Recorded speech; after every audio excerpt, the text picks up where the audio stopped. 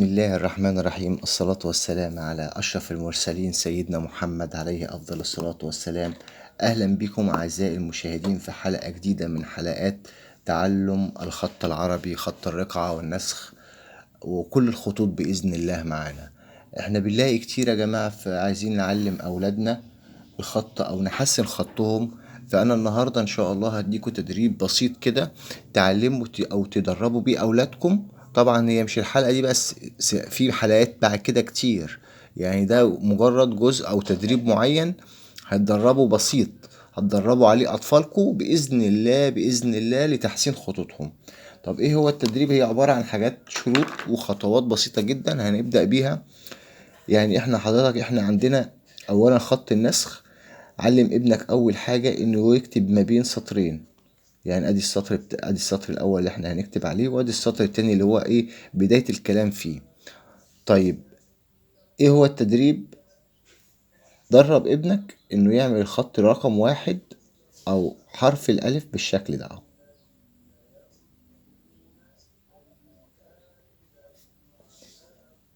جنب بعض لحد ما يكمل السطر كله. يعني حرف الواحد ده حرف الالف او رقم 1 لحد ما يخلص السطر كله. دي حاجة. الحاجة التانية انك دايما تحافظ وهو بيعمل، ما يعملوش مستقيم، ما ينزلش مستقيم بيه، لا.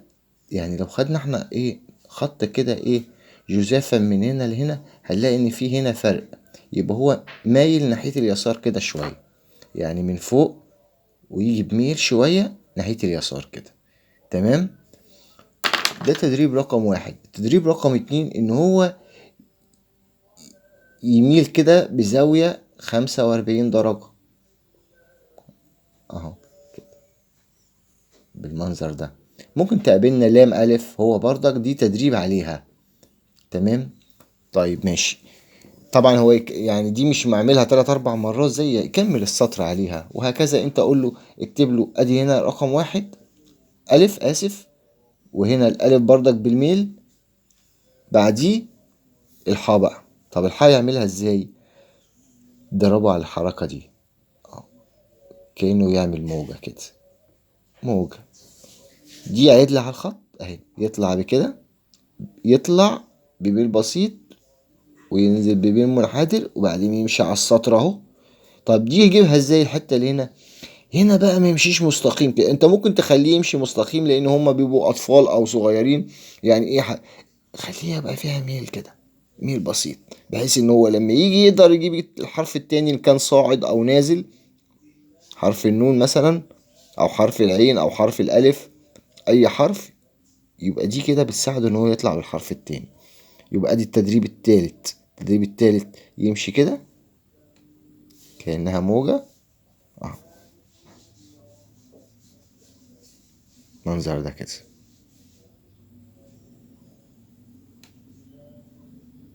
تمام.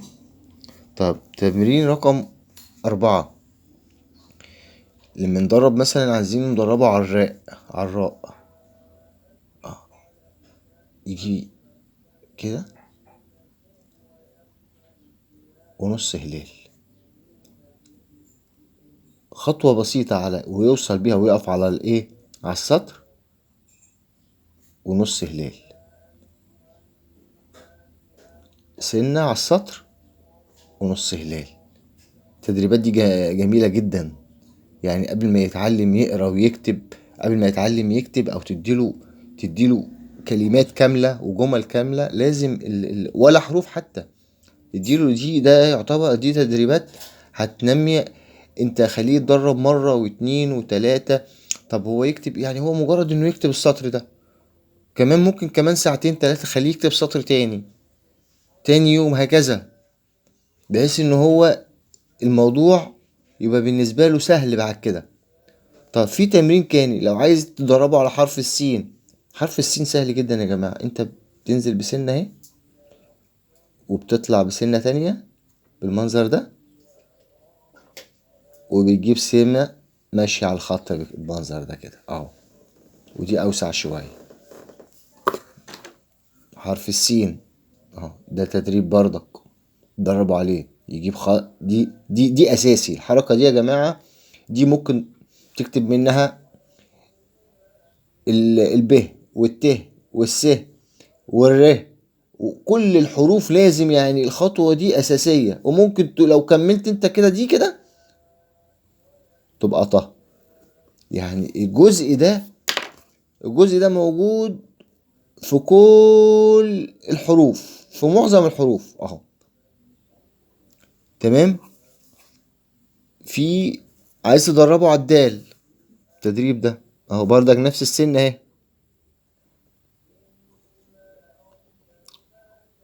وخدت اهو. طبعا هي دي مفروض انت كواحد يعني كواحد كبير بتدرب عليها اعملها كده. بس احنا هنبسط الامور علشان الاطفال برضك ايه ما يستصعبوش الشيء. اه.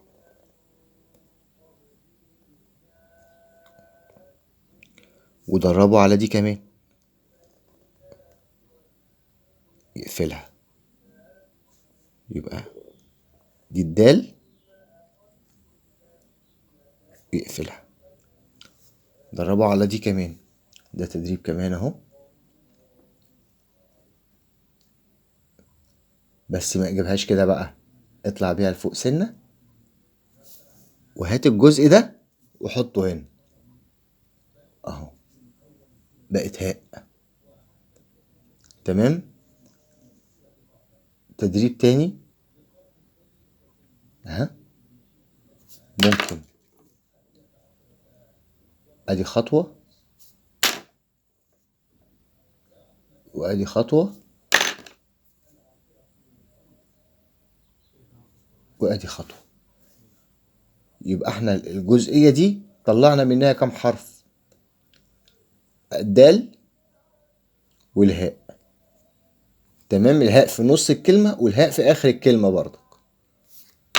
التدريب ده برضك هيبقى كويس جدا بالنسبة له. يجي هنا من نص الايه، من نص السطرين.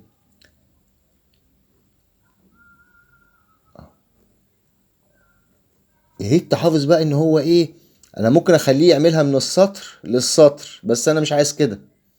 انا عايزه هو اللي يحدد المساحة اللي يقف فين بايده ويرجع بيها تاني. يعني حدد له بداية السطر، بس هو اللي يحدد هنا. يجي كده هيجيبها مرة فوق اعلى شوية، هيجيبها مرة صغيرة، بس بعد كده هتلاقيه يجيبها مثلثات متوازية، او لحد كبير هتبقى متساوية. تمام. طب بعد ما تديله التدريبات دي تدريبات يا جماعة تديها له يتدرب عليها. احنا دلوقتي هنكتب بقى جملة مع بعض. اتمنى من الله عز وجل انكم تاخدوا بالكم كويس جدا وانا بكتبها. نكتب بقى كلمة مع بعضينا كده كتدريب برضك. ويخرجكم اخراجا.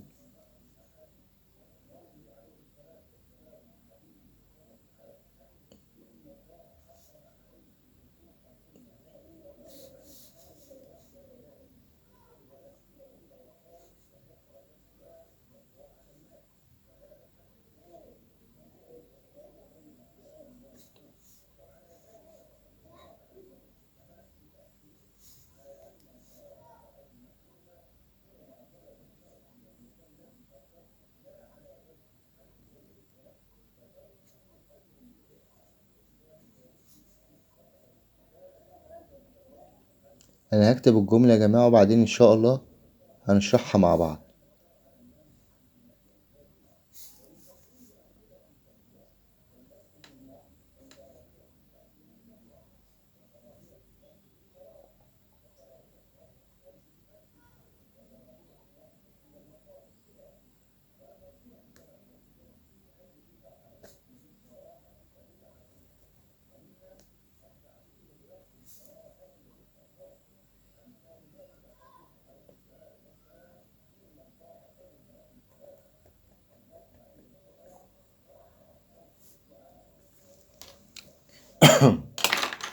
عفوا يا جماعة.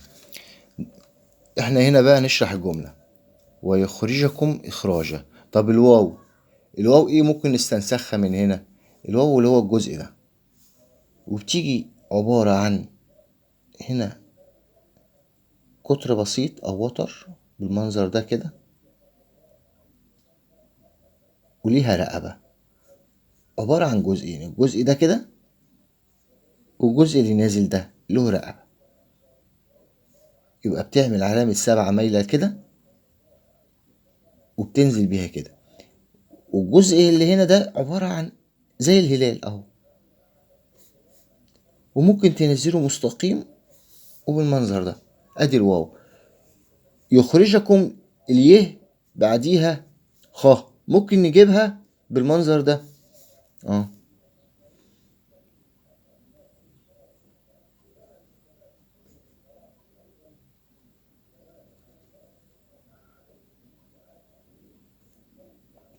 وممكن زي ما انا كاتبها كده برضك فوق، يخرجكم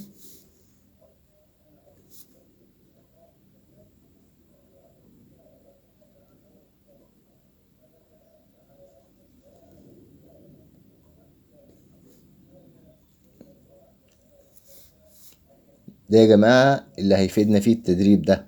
الحركة دي، يعني الحركة دي التدريب ده، ادي الح اهو. تمام. الميل ده هو اللي هيفيدنا في الكلمة دي. يبقى انا بدربه على الالف المستقيمة، وبدربه على الالف المايلة، وبدربه على الحاء. دي كلها تدريبات علشان لما تجيله حاجة زي كده تبقى سهلة بالنسبة له، يعرف يتخيلها.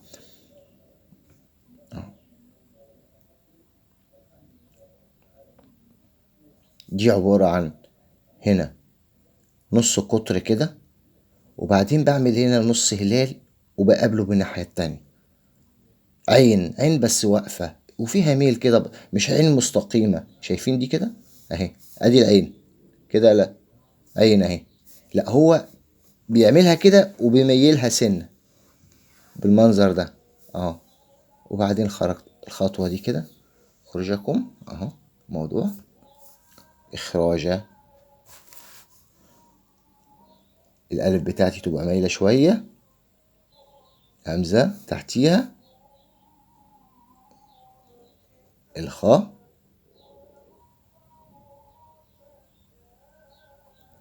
وادي ايه الراء. احنا قلنا تنزل نص هلال.